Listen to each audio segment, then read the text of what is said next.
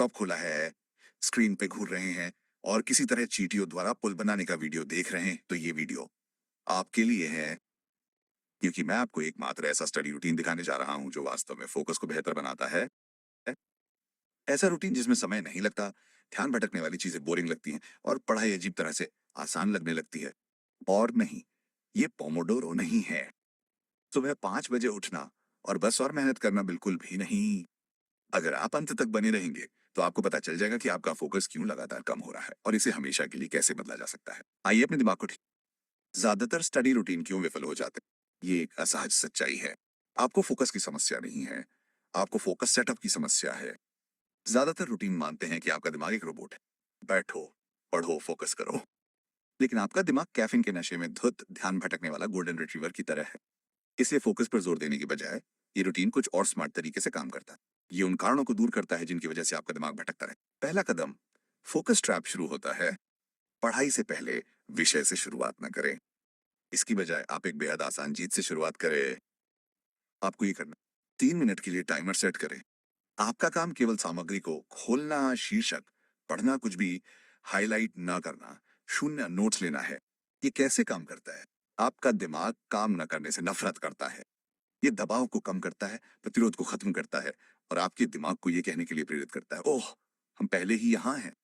अधिकांश लोग इसे छोड़ देते हैं, इसलिए वे छोड़ देते हैं। दूसरा चरण, फोकस चैनल बदलें।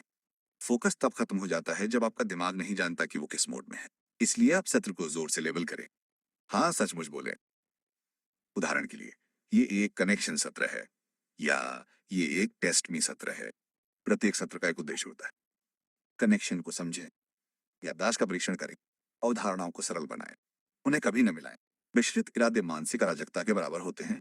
आपका दिमाग स्पष्टता पसंद करता है, उसे एक काम दें, वो लॉक हो जाएगा। तीसरा चरण, पहले खड़े होकर पढ़ाई करें। पहले 10 मिनट के लिए आप बैठे नहीं, आप खड़े रहें या टहलें या डेस्क के सहारे झुकें, जैसे किसी अपराध फिल्म में तनावग्रस्त जासूस। हाँ? बैठने से दिमाग को आराम मिलता है, खड़े होने से दिमाग को अलर्ट मोड मिलता है। इससे कैफीन के बिना तुरंत फोकस बढ़ता है।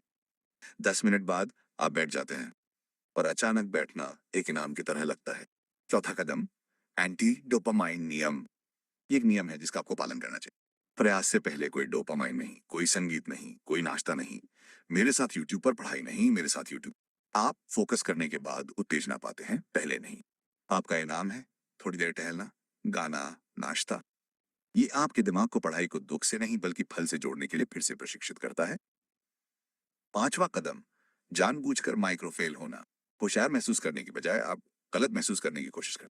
हर बार के बाद खुद से पूछें, मैं टेस्ट में क्या गलत कर सकता हूं, फिर तुरंत जांच करें। इससे दो काम होते हैं। गहरी सोच को बढ़ावा मिलता है, भावनात्मक जुड़ाव बनता है। आपका दिमाग तब जागता है जब आप गलत होते हैं। आत्मविश्वास स्पष्टता के बाद आता है, पहले नहीं। छठा कदम, बीच में ही सोचना बंद कर दें। कभी भी सेशन खत्म होने पर रुके नहीं। जब आप उत्सुक हों तो रुकें, आप थोड़े भ्रमित हों, आप जारी रखना चाहते हैं। इससे एक मानसिक ओपन लूप बनता है जिससे आपका अगला सत्र शुरू करना 10 गुना आसान हो जाता है। पेशेवर लेखक ऐसा करते हैं, अब आप भी करें। संक्षेप में, आइए संक्षेप में बताते हैं ताकि आप वास्तव में इसका उपयोग कर सकें। 3 मिनट की घर्षण रहित प्रविष्टि से शुरुआत करें। अपने सत्र को एक स्पष्ट उद्देश्य के साथ लेबल करें। पहले 10 मिनट तक खड़े रहें। प्रयास के बाद तक डोपामाइन को रोकें। आत्मविश्वास के बजाय गलतियां खोजें। तब समाप्त करें जब आप अभी भी और अधिक चाहते हैं। इसे लगातार करें और ध्यान कुछ ऐसा नहीं होगा जिसके पीछे आप भागते हैं। ये कुछ ऐसा बन जाता है जो अपने आप दिखाई देता है। अगर आपको ये वीडियो पसंद आया तो सब्सक्राइब करें और मुफ्त न्यूज़लेटर से जुड़ें। देखने के लिए धन्यवाद।